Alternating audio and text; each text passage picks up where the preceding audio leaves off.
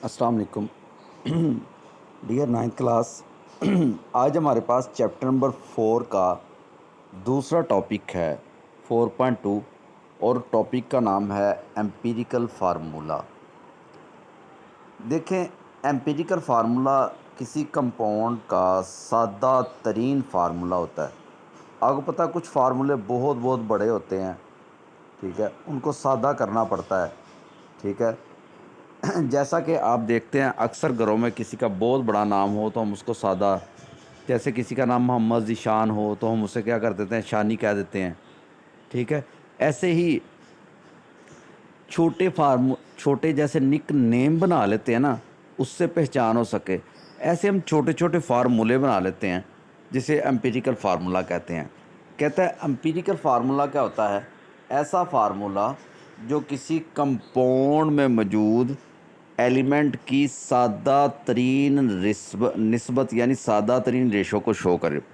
आइए white board पे मैं आपको लेके चलता हूँ, मैं आपको दिखाता हूँ कि फार्मूला कैसे बनाते हैं। देखें ज़रा,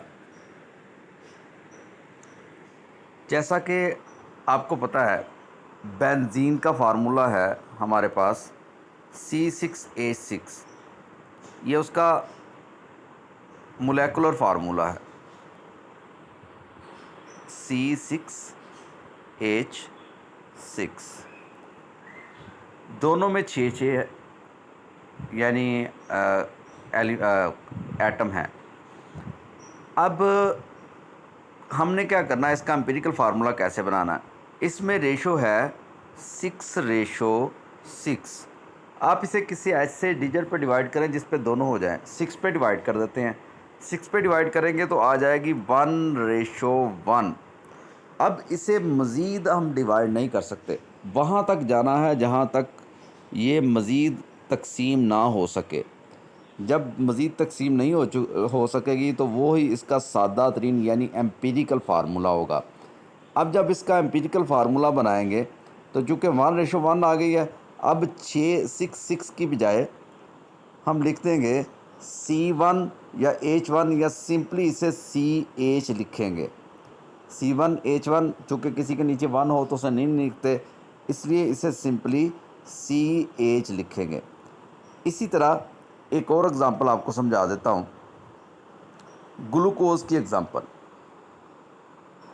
वो है C6H12O6। अब ये है 6:12:6, 6:12:6। अब इसे 6 पे फिर डिवाइड करते हैं, आंसर आ जाएगा 1:2:1। अब इसे मज़ीद डिवाइड नहीं कर सकते, मज़ीद डिवाइड करेंगे तो ये होल नंबर में यानी मुकम्मल अदाद में नहीं होगा, ये अशारिया में आ जाएगा। तो अशारिया से पहले पहले हमने इसे जो है वो रखना है। अब इसका ग्लूकोज़ का एम्पिरिकल फार्मूला क्या होगा, ये 1:2:6 है।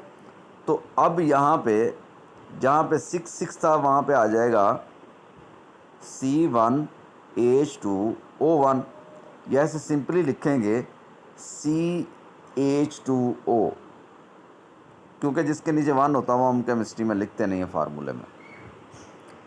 अब टॉपिक की तरफ आते हैं। टॉपिक को देखिए अगर, तो कहता है कि आम तौर पे हमने कल पढ़ा था कि जो आयनिक कंपाउंड होते हैं, ठीक है, जिनके आयन होते हैं उनका हम लिखते ही एम्पिरिकल फार्मूला, क्योंकि वो बहुत बड़े बड़े कंपाउंड होते हैं, ठीक है। तो उनका सारा फार्मूला लिखने की बजाय हम उनका सादा तरीन लिख देते हैं। जैसे उसने लिखा हुआ है ये कैल्शियम फ्लोराइड, ये देखें ज़रा, कैल्शियम फ्लोराइड उसने लिखा है, तो ये इसका सादा फार्मूला है। उसका छोटा सा क्रिस्टल लेंगे तो उसका सिंपलेस्ट फार्मूला बनाएंगे तो कैल्शियम फार्मूला जो है वो फ्लोराइड CF2 बन जाएगा। अब वो कह रहा है कि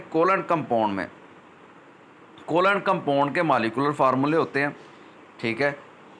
उनके मालिकुलर फार्मूले को हम क्या करते हैं, हम सादा कर लेते हैं।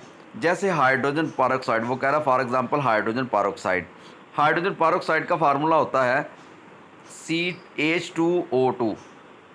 अब 2:2 है, इसे 2 पे डिवाइड कर देंगे तो हाइड्रोजन पर ऑक्साइड का फार्मूला आ जाएगा CH। इसी तरह वो कह रहा है कि बेंजीन का फार्मूला होता है C6H6, इसे 6 पे डिवाइड करेंगे तो इसका फार्मूला आ जाएगा CH, ये वाला। ठीक है जी। इस तरह फार्मूला सम कुछ ऐसे कंपाउंड है जिनका एम्पिरिकल फार्मूला और मोलेकुलर फार्मूला सेम ही होता है, यानी वो डिवाइड नहीं हो रहे होते किसी पे। जैसे वाटर है H2O, अब 2:1 है, इसे मज़ीद डिवाइड कर ही नहीं सकते। जैसे कार्बन डाइऑक्साइड है CO2, इसे मज़ीद डिवाइड कर ही नहीं सकते। तो इस तरह इनका केमिकल फार्मू यानी मोलेकुलर फार्मूला और एम्पिरिकल फार्मूला इनका सेम होता है। आखिरी पैराग्राफ में वो कह रहा है, since empirical formula does not tell us the actual number of atom. अगर आप एम्पिरिकल फार्मूला किसी का ले लेते हैं, वो तो सादा किया होता है, वो आपको असल तादाद नहीं बताता। ठीक है, वो सिर्फ आपको रेशो बता रहा होता है कि ये इसमें इतने % है और ये इसमें इतने % है, यानी इतनी रेशो है। ठीक है, जैसे मैं कहता हूँ कि यार ये एक शरबत है, इसमें चीनी जो है वो 10 के % है। ठीक है, अब वो ड्रम भरा हो शरबत का है, अब मैं ये नहीं कह सकता हूँ कि 10 ग्राम है, 10% मैंने कहा है। ठीक है, अब इसका मतलब ये है कि उसकी असल मिकदार हम चीनी की नहीं बता रहे। तो इस तरह जब सिंपल होता है तो फिर असल मिकदार नहीं बताते। असल मिकदार के लिए हमें क्या करना पड़ता है, उसका मोलेकुलर फार्मूला जो वो लेना पड़ता है। लास्ट वाले पैराग्राफ में ये जो 4th लास्ट लाइन है, कहता है it is possible that some compound में have same empirical formula, for example the benzene and acetylene. Benzene का भी CH है और एसिटाइलिन का भी CH है, तो इस तरह यहाँ पे गड़बड़ हो जाएगी। तो इसलिए मोलेकुलर फार्मूले के बारे में जानना भी ज़रूरी है, ताकि पता चले कि इसका असल फार्मूला क्या था। कुछ कंपाउंड के एम्पिरिकल फार्मूले सेम आ जाते हैं, लेकिन उनके मोलेकुलर फार्मूले सेम नहीं होंगे। लो बेटे, इसे तैयार करना है आप लोगों ने। उर्दू वाले उर्दू की बुक से तैयार कर लें और इंग्लिश वाले जो इंग्लिश की बुक से तैयार कर लें। अस्सलाम वालेकुम।